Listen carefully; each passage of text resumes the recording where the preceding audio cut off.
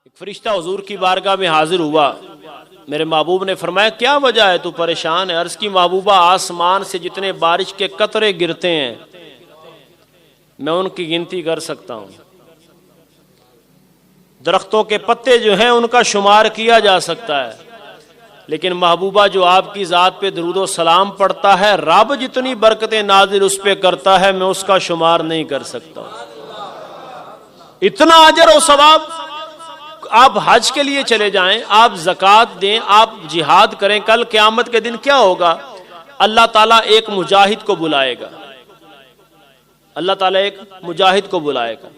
वो कहेगा, या अल्लाह, मैंने शहादत कबूल की तेरे नाम के लिए, मैं शहीद हो गया, मेरे बच्चे यतीम हो गए, मेरी बीवी बेवा हो गई, मैंने जवानी तेरे नाम के लिए दी। अल्लाह फरमाएगा, इसको जहन्नम की तरफ ले जाओ।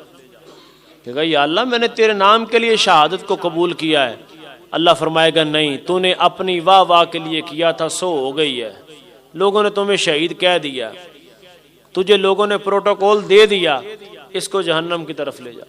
दूसरा, अल्लाह कारी कुरान को बुलाएगा। वो कहेगा, या अल्लाह, मैंने तेरे लिए कुरान पढ़ा, लोगों को पढ़ाता रहा। फरमाया, नहीं, तूने सिर्फ कुरान इसलिए पढ़ा और पढ़ाया कि लोग कहे भाई बहुत आला कारी पढ़ता है, भाई वाह वाह, तेरी बल्ले बल्ले हो जाए।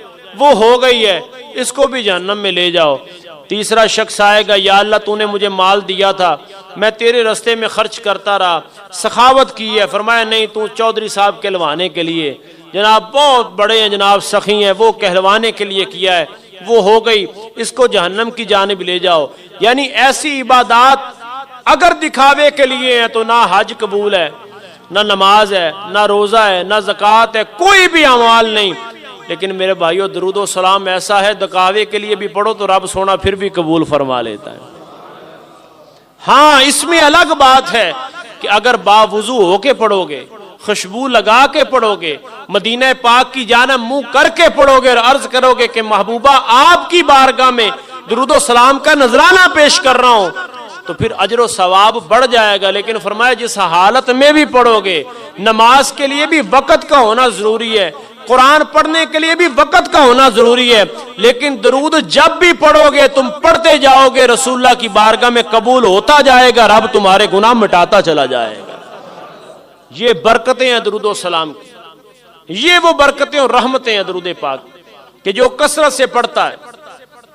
और दरूदो सलाम की बरकतें अहले फैसलाबाद के से कोई ढकी छुपी नहीं है। आप सभी किबला मुफ्ती अमीन साहब को जानते हैं, एक किताब लिखी, किताबें तो बेशुमार लिखी, लेकिन क्या कौसर लिखी है, फिर क्या आबे कौसर लिखी है। फिर दुनिया ने देखा है उस मर्द कलंदर का जनाजा भी, और शामिल होकर के भी देखा है कि आशिक का जनाजा है, जरा धूम से निकले, अरे महबूब की गलियों में जरा घूम के निकले।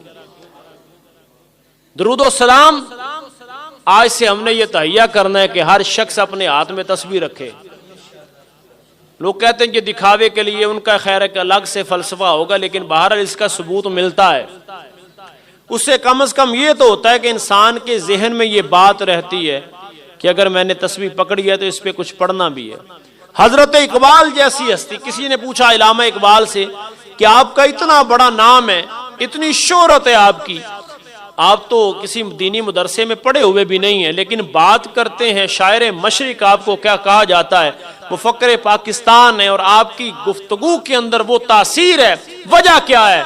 फरमाया, सारे काम छोड़ छाड़ के मैंने 1 करोड़ मरतबा मदीने वाले की बारगाह में दरूदो सलाम का नजराना पेश किया है। 1 करोड़ मरतबा हुजूर की बारगाह में नजराना अकीदत पेश किया है। उसकी तासीर ये हुई है कि इकबाल कह के तड़प के कहा करता था कि की मोहम्मद से वफा तूने तो हम तेरे हैं, अरे ये जहां चीज है क्या लौह कलम तेरे। हुजूर से वफा की है, दरूदो सलाम पढ़ा है। और याद रखिए, जब इंसान दरूदो सलाम पढ़ते पढ़ते एक ताल्लुक बन जाता है ना, तो फिर मेरे लिए शाह साहब गोल्डवी फरमाते, मैं हज के लिए चला गया, उस वक्त जिस तरह सफर होते थे, आज भी मक्का पाक से मदीना पाक का सफर जो एक तवील सफर है, तकरीबन 400 मील का सफर ये बन जाता है। तो उस वक्त के जो भी हालात होंगे, फिर मेरे लिए शाह साहब फरमाते, मैं मदीना पाक गया तो नमाज इशा का वक्त करीब था। फरमाते, मैंने इशा की सुन्नतें नहीं पढ़ी क्योंकि गैर मुक़द्दा थी, और पढ़ें तो सवाब है, ना पढ़ें तो गुनाह नहीं है। फरमाते मैंने ईशा के सुन्नतें नहीं पढ़ी, बाकी नमाज पढ़ी और मैं सो गया। फरमाते मैं सोया ही था कि सुन्नतों वाला मेरी ख्वाब में आ गया। जब ताल्लुक बन जाता है, जब रबत बन जाता है, फिर जिस दिन तेरे दरूद की गैर हाजिरी होगी, फिर दरूद वाला खुद तेरे घर में जलवागरी फरमा देगा। लेकिन उसके लिए ताल्लुक जरूरी है, राबिता जरूरी है, निस्बत जरूरी है, हुजूर की बारगाह में रोजाना हाजिरी लगवानी जरूरी है।